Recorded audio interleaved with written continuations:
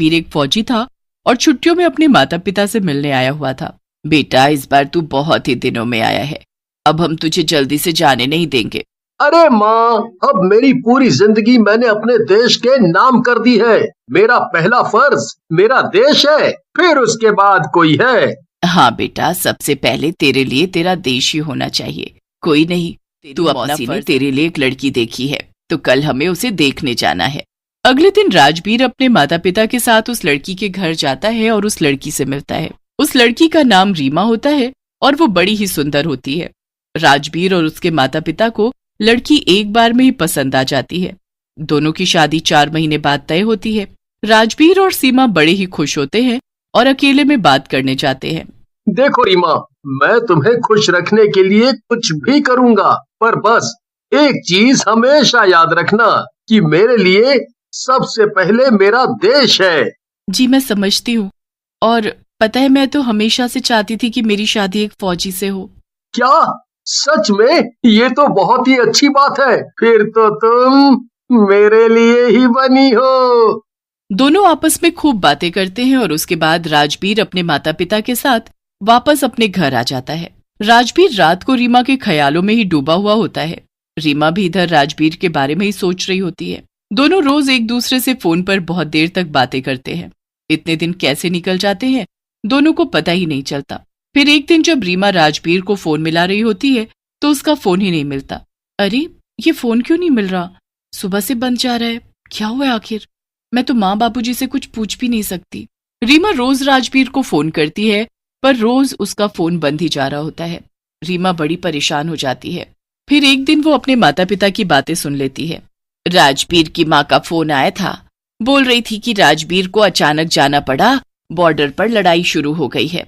अच्छा, हमारा राजबीर बहुत बहादुर है, वो देखना सबको मार गिराएगा। हे भगवान, राजबीर चले गए और मुझे बताया भी नहीं। मैं उनसे बहुत नाराज हूँ। अब वो आएंगे ना तो मैं उनसे बिल्कुल बात नहीं करूंगी। रीमा राजबीर से बहुत नाराज होती है, पर वो उसे रोज याद भी करती है। राजबीर बॉर्डर पर दुश्मनों से लड़ रहा होता है। बॉर्डर पर बहुत ही खतरनाक लड़ाई चल रही होती है, जिसमें सारे फौजी अपने देश को बचाने के लिए अपनी जान लड़ा देते हैं। लड़ते लड़ते बहुत दिन निकल जाते हैं और लड़ाई खत्म होने का नाम ही नहीं ले रही होती।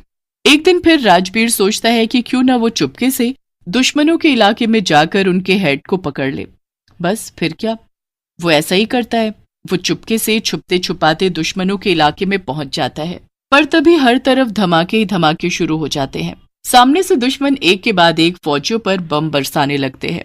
एक इंडियन फौजी को लड़ाई में बहुत चोट आती है। मुझे नहीं लगता हम दुश्मनों से जीत पाएंगे। हमें हिम्मत नहीं हारनी चाहिए। बस शाम होने वाली है, तुम हिम्मत रखो, तुम्हें कुछ नहीं होगा। धीरे धीरे शाम हो जाती है और बमबारी बंद हो जाती है। उसके बाद जख्मी फौजी को कैंप में ले जाया जाता है। दुश्मन पूरी तैयारी से आए हैं। कल का दिन ही हमारी हार और जीत तय करेगा। हमें जी जान से लड़ना होगा। इस वक्त हमारे पास हथियार बहुत कम बचे हैं। हमारे काफी फौजी जख्मी हो गए हैं और काफी मारे गए हैं। अब जितने भी फौजी हैं और जितने भी हथियार हैं, हमें उनसे ही लड़ना होगा। सारे फौजी रात को बहुत ही परेशान बैठे होते हैं। सबको पता होता है उनके पास सेना और हथियार कम है, पर फिर भी सबके अंदर दुश्मनों को हराने का जुनून कम नहीं होता। रात को अब सारे फौजी सो रहे होते हैं, पर तभी दुश्मन सेना उनको धोखा देकर उनके ऊपर बमबारी कर देती है। दुश्मनों के धोखे की वजह से सारे फौजी मारे जाते हैं, पर एक बड़ी ही अजीब चीज होती है। अगले दिन जब दुश्मन अपनी जीत का जश्न मना रहे होते हैं, तभी सामने से उनको इंडियन फौजियों की सेना आती दिखती है। ये सारे इंडियन फौजियों को तो हमने मार डाला था, तो फिर ये सामने से कौन से फौजी आ रहे हैं? सब लोग अलर्ट हो जाओ। सामने इंडियन फौजी की सेना है, उन पर हमला कर दो। ये क्या हो रहा है? हमारे हथियारों का इन फौजियों पर कोई असर क्यों नहीं हो रहा? सर जी, ध्यान से देखो, इनकी शक्ल तो भूतों की है। अरे हाँ, इनकी शक्ल तो भूत की है। सर जी, ये इंडियन फौजियों के भूत हैं, इसलिए इन पर हमारे हथियारों का कोई असर नहीं हो रहा। तुम बस गोलियां बरसाते रहो इन पर। दुश्मन लोग इंडियन फौजियों पर गोले बम बारूद फेंकते रहते हैं, पर उन पर कोई असर नहीं होता। भूतिया फौजियों की सेना दुश्मनों की तरफ बढ़ती जाती है। चलाओ चलाओ, कितनी गोलियां चलाओगे? हम इंडियन फौजी हैं, हम मरने के बाद भी अपने देश के लिए लड़ सकते हैं। हम मरने के बाद भी अपने देश की रक्षा करेंगे और अपना फर्ज निभाएंगे। तुम्हारी कोई भी गोली या कोई भी हथियार हमारा कुछ बिगाड़ नहीं पाएगा। कर दो अटैक दुश्मनों पर। सारे भूतिया फौजी दुश्मनों पर अटैक कर देते हैं। एक एक भूतिया फौजी दुश्मनों की गर्दन पकड़कर उसको मरोड़कर दुश्मनों को मारता है। पूरी रात भूतिया फौजियों की लड़ाई दुश्मनों के साथ चलती रहती है और बस उसके बाद जीत इंडियन आर्मी की ही होती है। दुश्मन की लाशें चारों तरफ पड़ी होती हैं। हर जगह न्यूज और अखबारों में अजीब सी खबर छपी होती है जिससे सब हैरान हो जाते हैं। अरे देखना, ये क्या लिखा है अखबार में? जी क्या हुआ? क्या लिखा है? यही कि दुश्मनों ने इंडियन फौजियों पर धोखे से हमला करके सबको मार डाला, पर फिर अगले दिन सारे दुश्मनों की लाशें वहीं बॉर्डर पर मिली हैं, वो भी बहुत बुरी हालत में। किसी की गर्दन टूटी हुई है तो किसी के हाथ पैर। ये सब क्या लिखा है इसमें? हमारा बेटा कहाँ है? कैसा होगा वो? उसे तो कुछ नहीं हुआ ना? रीमा भी अपने घर पर टीवी में यही न्यूज देख रही होती है। उसे भी कुछ समझ नहीं आ रहा होता। अगर सारे फौजी मारे गए तो मेरे राजवीर भी क्या उन सब में? नहीं, उनको कुछ नहीं हो सकता, वो ठीक है। अरे बेटी रो मत, उसे कुछ नहीं हुआ होगा। ये सब न्यूज में क्या बता रहे माँ? सब मारे गए, और अगर सब मारे गए थे तो दुश्मनों को किसने मारा? तुरंत फिर एक और न्यूज आती है।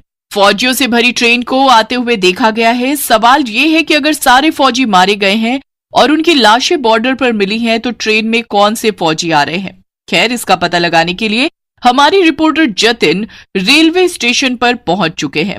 जतिन से हमें खबर मिली है कि पूरा रेलवे स्टेशन खचाखच लोगों से भरा हुआ है जो उन फौजियों के परिवार वाले हैं। ये खबर सुनकर रीमा और उसके माँ बाप भी राजवीर के माता पिता के साथ रेलवे स्टेशन पर पहुंच जाते हैं और ट्रेन के आने का इंतजार करते हैं। मेरा बेटा आएगा ना जी? वो आएगा ना माँ? वो आएंगे ना माँ? उनको कुछ नहीं हुआ होगा ना? हाँ मेरी बच्ची, तू हिम्मत रख, राजवीर जरूर आएगा। सब लोग आंखें गड़ाकर पटरी की ओर देख रहे होते हैं कि तभी दूर से ट्रेन के आने की आवाज आती है। सब खुशी और उम्मीद से ट्रेन की तरफ देखते रहते हैं। ट्रेन बिल्कुल सामने आ जाती है।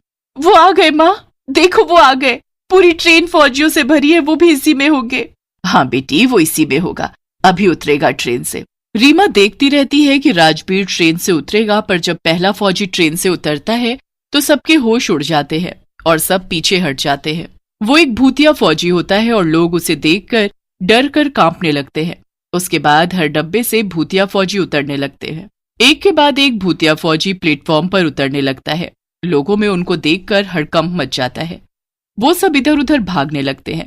डरो मत, हम तुम्हें नुकसान पहुंचाने नहीं आए, हम आपको बचाने आए हैं। हम आप में से ही किसी ना किसी के परिवार से हैं, पर उस लड़ाई में हम सब मारे गए और भूत बन गए। दुश्मनों ने कुछ लोगों को हमारे देश के अंदर भेज दिया है, जो यहाँ के आम लोगों में मिलकर हमारे देश के खिलाफ कोई बहुत बड़ी साजिश रच रहे हैं। ये सब सुनकर वहां लोग अपने प्रियजनों के मरने की खबर जानकर रोने लगते हैं। हर तरफ रोना धोना मचा होता है। रीमा भी बैठकर रोने लगती है। मेरा क्या होगा? अब 4 दिन बाद मेरी शादी है, अब मेरा क्या होगा? मैं राजवीर के बिना जी नहीं पाऊंगी। जैसे तैसे रीमा के माता पिता उसे लेकर घर आते हैं। रीमा एकदम सदमे में होती है। शादी से एक दिन पहले रीमा और उसके माता पिता न्यूज देखने लगते हैं जिसमें राजवीर का इंटरव्यू आ रहा होता है। मैं दुश्मनों के इलाके में घुस गया था और उन्होंने मुझे वहां कैद कर लिया। एक रात फिर मैंने खुद अपनी आंखों से भूतिया फौजियों को दुश्मनों को मारते देखा। रीमा और राजवीर के घर वाले ये देख खुशी